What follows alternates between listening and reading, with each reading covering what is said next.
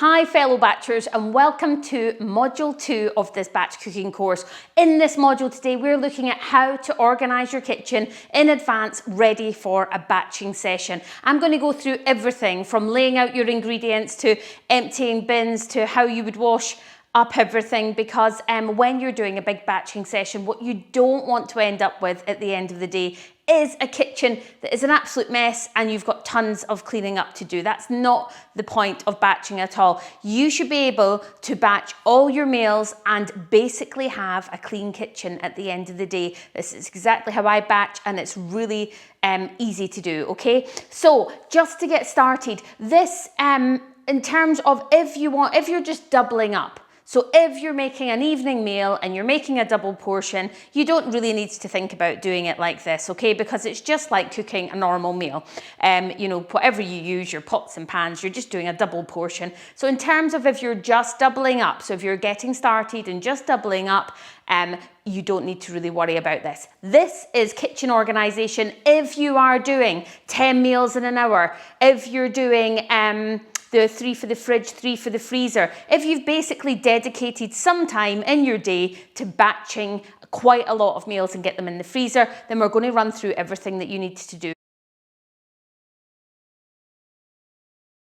Okay, so you want to take one of your counters. You can clear away some of this stuff. So if you've got a smaller kitchen, I used to batch in a tiny kitchen, move away your toaster and your kettle, move it down one side so you've got more room. And this is where you want to lay out all your ingredients, okay? And you tend to lay them out based on what recipe you're doing first. So I sort of lay them in piles. So first recipe, second, third, fourth, and work along like that. You want to get your recipes, and either if you're doing them from your book, or whatever batch lady book you're using, you want to have your tags so that you know, okay, I'm doing this one next. So you've got your plan, you've got your recipes. If you're using recipes for the website, print them out and have them laid out in the piles beside the ingredients, okay? And then I also use some sticky notes sometimes, because what you don't want to do is if you're batching for a few hours and your kitchen's warm, you don't want to have like your frozen onions or your, say you've got fish or chicken, you don't want that laid out in the counter for a long time.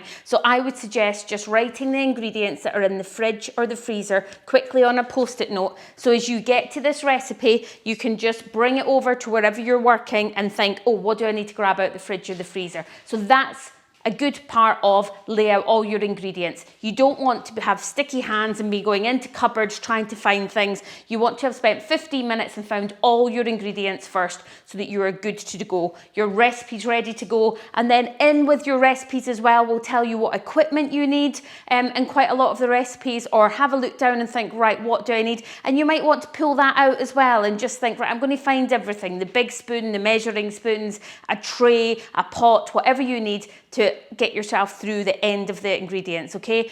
Or the end of the recipes, I should say. So yeah, lay out your ingredients. Let's head over. Okay, so we're over beside the sink and dishwasher now. So starting a batch cook morning, you want an empty dishwasher and you want empty clean sinks, okay? You just want to make sure that you're not starting in a mess. You want everything cleared away, ready to go. What I would say to you is just fill your sink with hot soapy water, and then anything that you use, spoons, utensils, pots, you can quickly dip in the hot soapy water, move them to the side, and then you can either put them in the dishwasher or clean them properly later on at the end of it. Because what I tend to do is, to save mess, is use the same implements over and over again. Really hot water in your sink and a quick wash through means that you can grab that pot and use it for the next recipe. You can grab that spoon and use it for the next recipe. You're not constantly pulling out more things that you end up with this pile of dishes that you really don't need. So wash and use the same implements over and over and over again. And then what I do is at the end of the batch cooking session, once I've used them all over and over again, I'll sometimes throw them in the dishwasher and just give them a really good rinse through, just to make sure that everything's shiny and clean before it goes back in the drawers again, okay? Now, in terms of your bins, come over here and see this. So in terms of your bins, you want your bins emptied as well. So before you start batch cooking, get them emptied, get them outside, get clean bin liners in them. If you don't have a recycle bin, you may just want to keep one big bin bag and tie it around a unit so that as you are, say, opening up packets, you can quickly dip them into the water and put them in your recycle bin. So you've cleaned them and the recycling is already done as you're going along. You're not having mounds on your counter that are going to get in the way of you.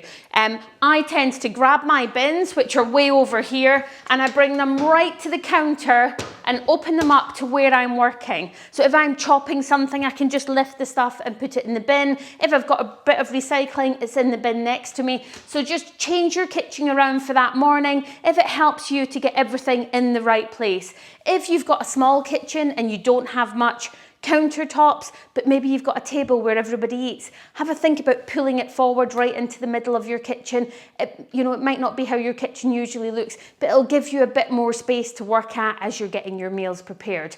I always make sure as well, give yourself a good few dishcloths, a good few rags that you are going to be spraying and wiping the surface down all the time, okay? Because you may be changing from chicken to fish to mince. You need to be really careful that you're wiping everything down, okay? It's really easy. Just make sure that you've got lots of stuff out ready to go. And then at the end of it, you're putting your dishwasher on or you're doing your dishes and all of these are just going in the wash. So easy to do, okay? Right, let's look at our freezer now.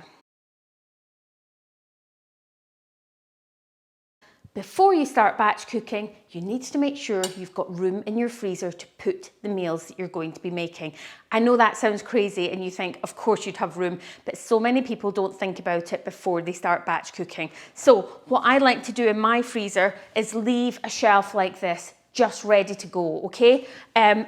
Plenty of room so that I can start to stack meals. Now, if you're doing the 10 meals in an hour, you don't want to stack them all on top of each other. You don't want 10 meals that aren't frozen stacked together. That fourth, fifth, sixth meal in the middle will take a long time to freeze. It needs to have air circulating around it. So what I would tend to do is put a few meals here, then I might move some of this frozen veg and put it on top of those meals and put some more on the bottom. As they start to freeze, you can then start to pile them up as they've had time to freeze.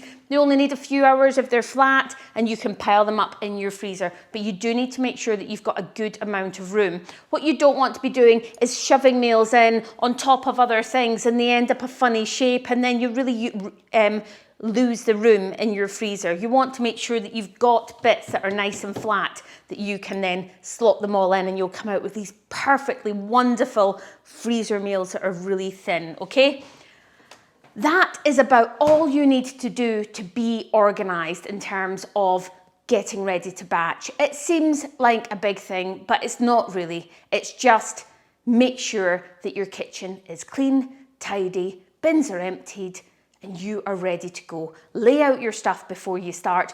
The more you prep before you start cooking, the easier it is to cook and you'll have it done in no time. I can now do the 10 meals in an hour mince version in 25 minutes because that's how long it actually takes to cook. You get quicker and quicker and quicker each time. So for those of you that have been doing these before, you know exactly what it's like. And if your kitchen is clean and tidy and ready to go, you will just fly through it so much quicker. One final top tip I want to give you, which is just over at the stove. Let's go. Okay, so my last top tip is have a think about anybody that's going to be in your kitchen, using your kitchen while you're batching. So do they want lunch? Do they want dinner? When are you going to be doing it?